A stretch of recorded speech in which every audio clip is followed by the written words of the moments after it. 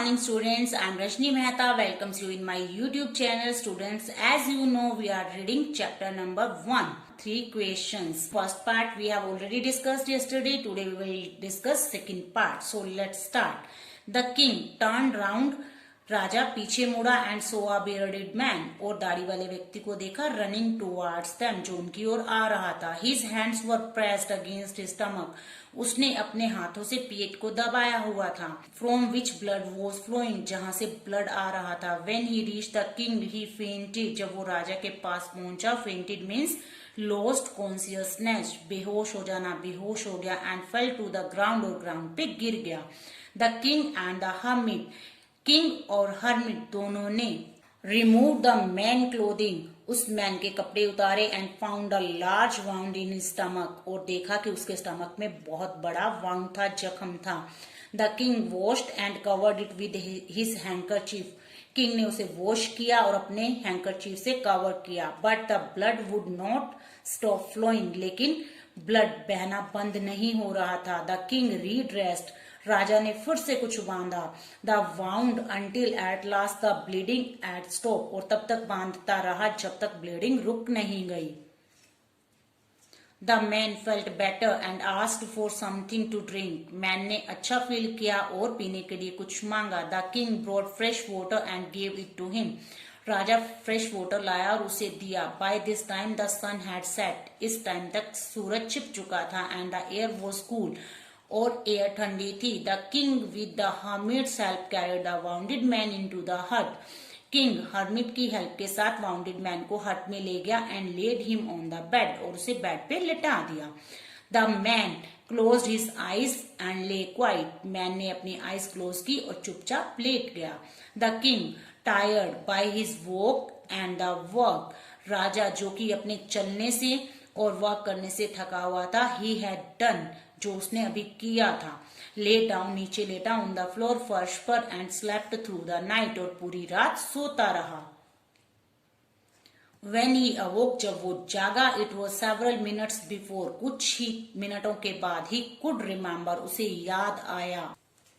Where he was, वो कहाँ था. और who the strange bearded man lying on the bed was, और बेड पर लेटा हुआ दाढ़ी वाला व्यक्ति कौन था. फॉरगिव मी, मुझे माफ कर दो. Said the bearded man, bearded man ने कहा. इन अ वीक वॉइस, बहुत ही वीक वॉइस में. When he saw that the king was awake, जब उसने देखा कि राजा जाग गया था. I do not know you and have nothing to forgive you for, said the king. राजा ने कहा, मैं आपको नहीं जानता और मैं आपको किस बात के लिए माफ करूं. यू डू नॉट नो मी, आप मुझे नहीं जानते. बट आई नो यू, लेकिन मैं आपको जानता हूं. I am that enemy of yours, मैं आपका एक एनिमी हूं. Who swore revenge on you, जो आपसे बदला लेना चाहता है. Because you put my brother to death, क्योंकि आपने मेरे भाई को मार दिया. एंड सीज्ड माई प्रॉपर्टी, और मेरी प्रॉपर्टी छीन ली.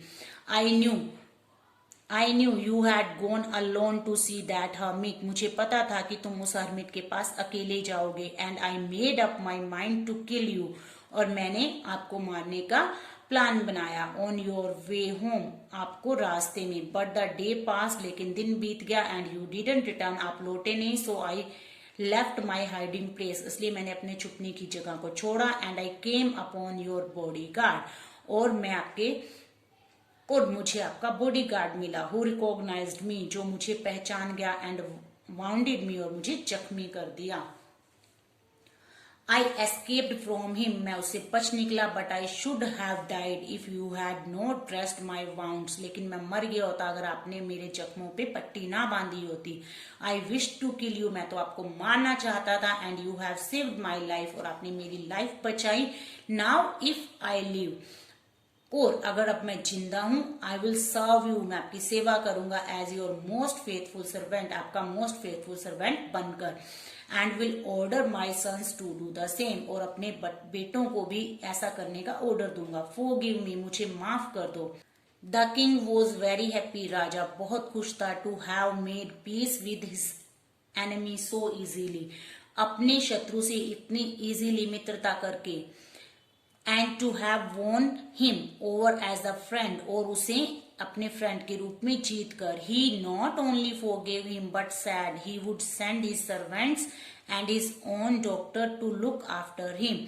उसने ना केवल उसको माफ किया बल्कि उसने उसके साथ अपने सर्वेंट और अपने डॉक्टर भेजे उसकी देखभाल करने के लिए। एंड ही प्रोमिस्ड, और उसने प्रॉमिस किया to give back the man his property, कि उस व्यक्ति को उसकी प्रॉपर्टी देने का। लीविंग द वाउंडेड मैन, जख्मी व्यक्ति को छोड़कर the king went out of the hut, hut के बाहर गया and looked around for the hermit, और चारों ओर हर्मिट को देखा।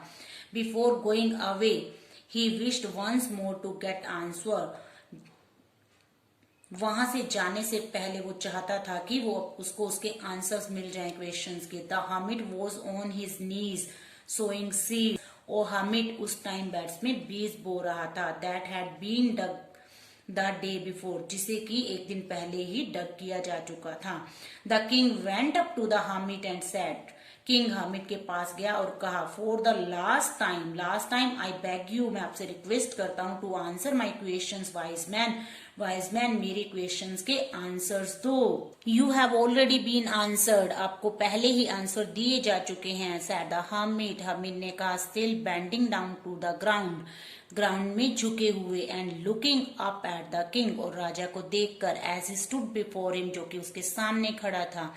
How have I been answered, मुझे आंसर कैसे मिल गए हैं। व्हाट डू यू मीन, आपका क्या मतलब है। डू यू नॉट सी, आपने नहीं देखा। रिप्लाइड द हर्मिट ने आंसर किया, if you had not pitied my weakness yesterday, अगर आपने कल मेरी कमजोरी पे दया ना दिखाई होती, मुझे वर्क करने में हेल्प ना की होती, and had not dug these beds, और इन क्यारियों को ना खोदा होता, फॉर मी, मेरे लिए, you would have gone away, तुम अब तक चले गए होते।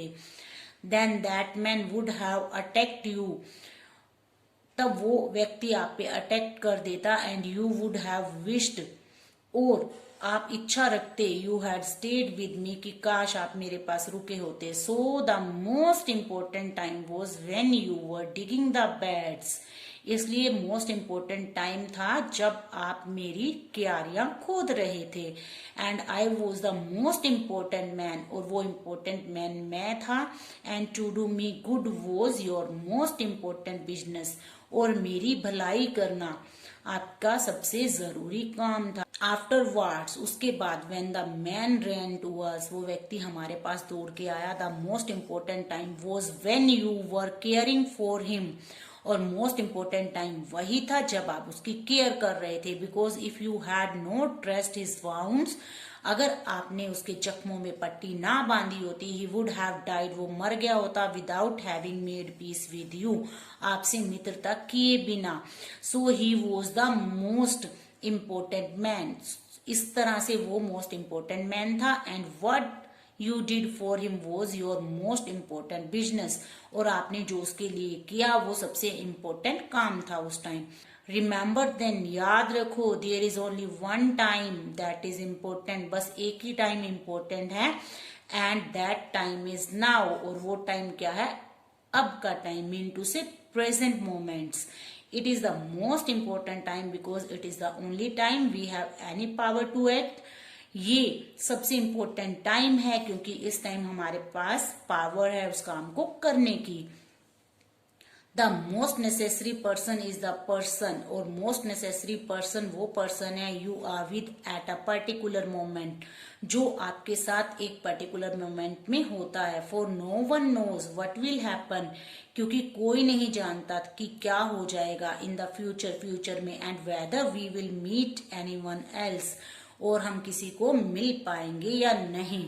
The most important business is to do that person good, और मोस्ट इम्पोर्टेंट काम होता है उस पर्सन की भलाई करना। Because we were sent into this world for that purpose alone, क्योंकि हमें इसी पर्पज के लिए इस दुनिया में भेजा गया है। In this way students, king got the answers of his questions, and the answer of his first question was the most important time to do something is now, because it is the only time we have any power to act.